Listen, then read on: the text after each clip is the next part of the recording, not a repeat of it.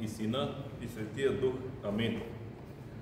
Обични в Христа Господа, брати и сестри, днес искам да поговорим за това, че в църквата сме грешни хора, за това, че представата на повечето хора да влязат в църквата, да ходят на църква, е, че те едва ли не трябва да са светци и праведници.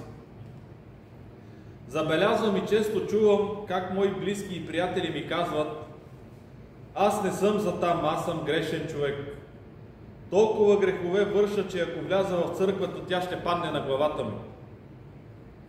И същия коментар съм чувал за човек, когато хората оприличават на голям грешник, след като е влязал вече в църквата, след като са го видяли да влиза в храма, казват: ей, то пък или тая, какво прави там?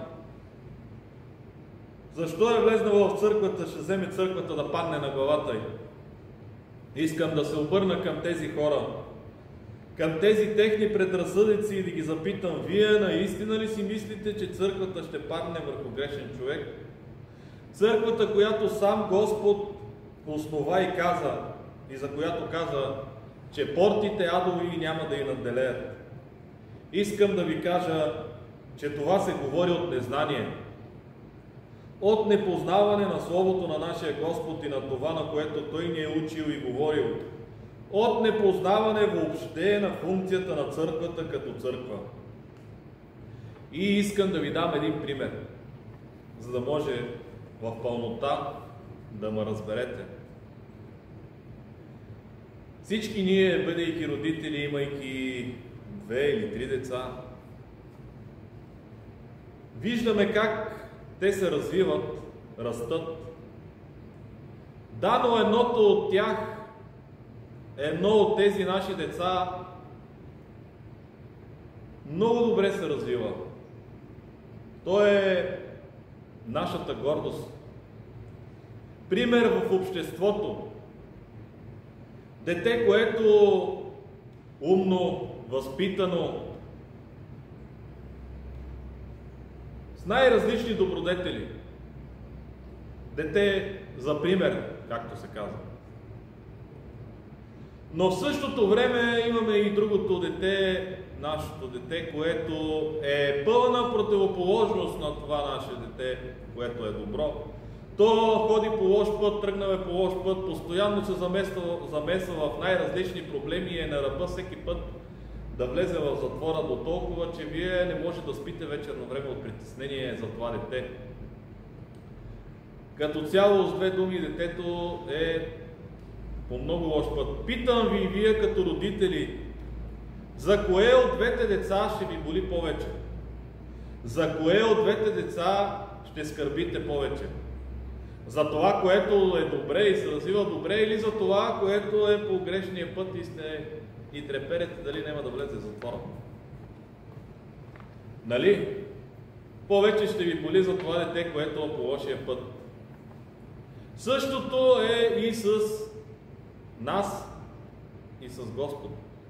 Господ го боли повече и страда именно за тези, които се наричат толкова грешни, че ще падне църквата. Така че искам за това днес да се опитам да ви обясня, да ви запозная с това какво представлява църквата и защо тя няма да падне върху грешника, влизащ в нея. Свети Йоан Златоуст казва: църквата е лечебница, а не съдилище.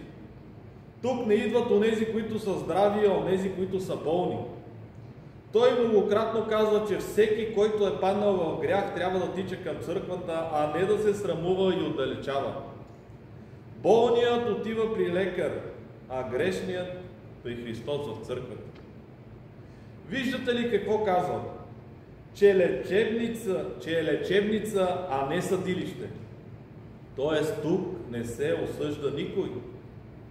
И също така допълва: тук не идват онези, които са здрави, а които са болни. Разбирате ли? И сам Господ ни е казал същото. Не здравите имат нужда от лекар, а болните. И вижте какво още казва свети Йоан Златоуст. Всеки, който е паднал в грях, трябва да тича към църквата, да не се срамува, да не се отдалечава. И какъв хубав пример ни дава той. Както болният отива при лекар, така и грешният трябва да отиде в църквата при Христос, защото Той е лекарят на лекарите и Той е този, който може да излекува нашите души. И отново искам да се обърна към тези, които не искат да влязат в църквата заради големината на греховете си. Вие наистина ли мислите, че големината на греховете ви може да надмине любовта на нашия Господ, който сам ни казва: не съм дошъл да призова праведниците към покаяние, а грешните. И също ни дава пример, за да можем да го разберем. Един човек изгубил едната си овца и оставил другите 99 и тръгнал да я търси. И като я намерил, много се зарадвал. Тук светите отци тълкуват така: никой не е толкова изгубен, че да не бъде потърсен от Бога. Че Бог лично и с любов идва заради всеки от нас и иска покаяние, доверие и отваряне на сърцето. Цялото небе се радва дори на един наш малък духовен напредък. Точно за нас. Точно за този заблуден грешен човек, който се е изгубил към Господ. Как Господ се радва, когато се намери една такава изгубена душа. И също ни казва, че на небето всички се радват повече за един покаял се грешник, отколкото за 99 праведници. Разбирате ли? Ето това представлява църквата. Ето за това ние сме в църквата, защото църквата не е клуб за светци, а болница за душите. Че в църквата сме грешни хора, а не светци. И в продължение ще ви дам пример с мен. Какво ми казаха мои близки? Обърнаха се към мен и ми казаха: ей, ти нали си много вярващ и ходиш на църква? Защо ме излъга? Виждате ли? Хората, които не са в църквата, те наистина си мислят, че ние, които сме тук, сме святи и безгрешни хора. Те си представят, че поемеш ли по този път, ти едва ли не трябва вече да си свят, съвършен и да живееш като монах. И това е погрешно разбиране именно, именно спира хората да дойдат в църквата. Искам да ви кажа, че да, често се случва да излъжем, да нагрубим някого, да направим нещо грешно, но го правим именно защото сме хора. Защото няма как да не грешим, но и друго правим. Разкайваме се, постим, изповядваме се и Господ ни прощава. И така през целия си живот водим борба. Борба с греха. Вътрешна борба, която не спира. Но за това, както казах, ние се стремим да започнем да запомним всичко, което сме допуснали като грях и да го изповядаме. Да поискаме прошка от тези, които сме огорчили. И това, отново казвам, ще бъде докато сме живи. И тук ще вмъкна за моменти една тема, която е доста обширна. И може би в друг ден ще говорим и за нея, но само накратко ще кажа. Виждате ли две неща? Първо, че наистина ние като православни християни, като зацърковени хора, които идваме на всяка литургия и на всеки празник, ние в обществото сме приети като различни и едва ли не като святи хора, които, разбира се, святи не сме, но сме пример за подражание и носим също толкова голяма отговорност за другите хора, за хората, които не са в църквата.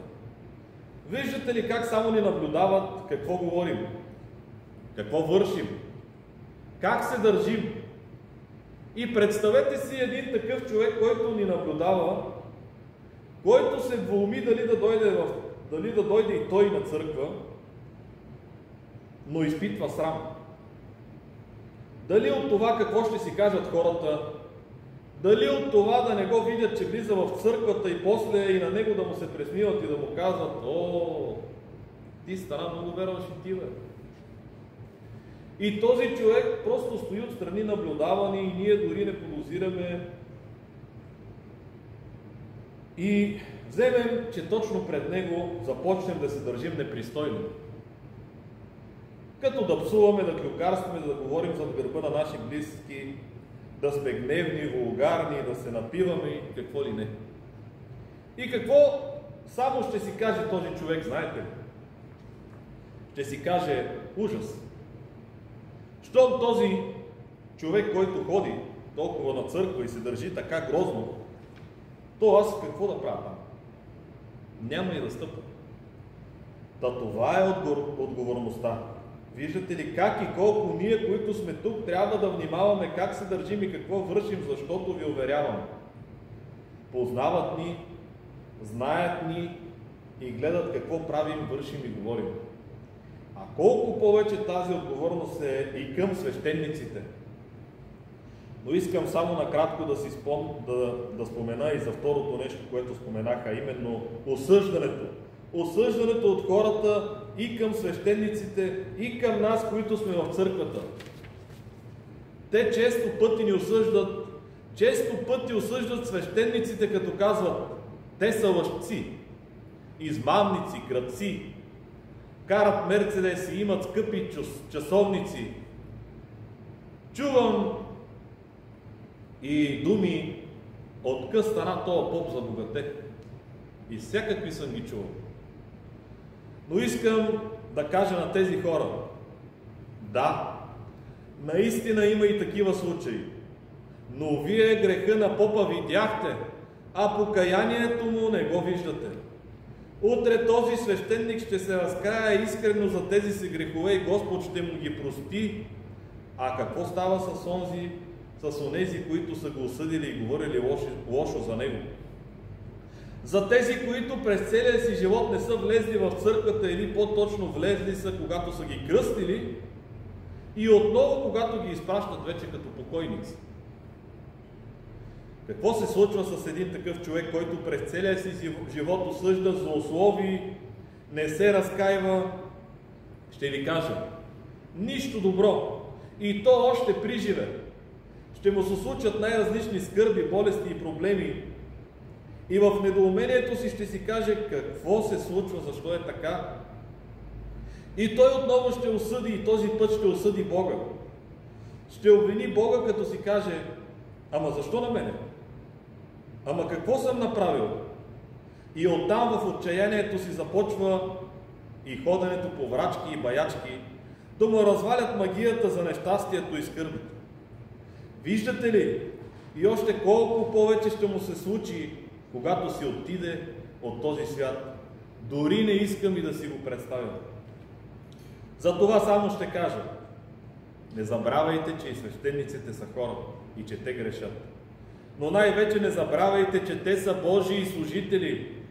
И вие как си представяте, че ангели ли трябва да бъдат свещеници? Някъде бех прочел точно по тази тема нещо, в което се казваше: представете си ангели да са тук на земята за свещеници и да дойде човек да се изповяда пред тях греховете си и всичко лошо, което е извършил. Че нали този ангел ще пламне от оправдан и справедлив гняв и ще го изпепели. Представете ли си, не знам доколко ме разбирате с този пример, но с две думи отново ще кажа: свещениците и те са хора. Не ги осъждайте и запомнете едно: ние отиваме в църквата не заради свещеника, а заради Господа. Не при свещеника, а при Господа. И сега отново ще се върна на темата ни. Извинявам се, че се отклоних толкова с много неща. Но наистина има много неща, които трябва да се говорят тук. И за хората ни от селото. И по-специално за тези, които се определят като православни християни. Кръстени са те, и децата й, пък ги няма в църквата. Свети Силуан Атонски учи, че всеки е грешен и че никой няма право да се гордее или осъжда другия. Църквата е място, където се борим с отчаянието чрез покаяние и надежда в Божията милост. Свети Паисий Светогорец казва: църквата не е място за безгрешни хора, а за хора, които осъзнават своите грехове и търсят Божията помощ. Той често казва, че вярата не е за добрите, а за борещите се. Бог не иска да сме перфектни, а смирени и искрени.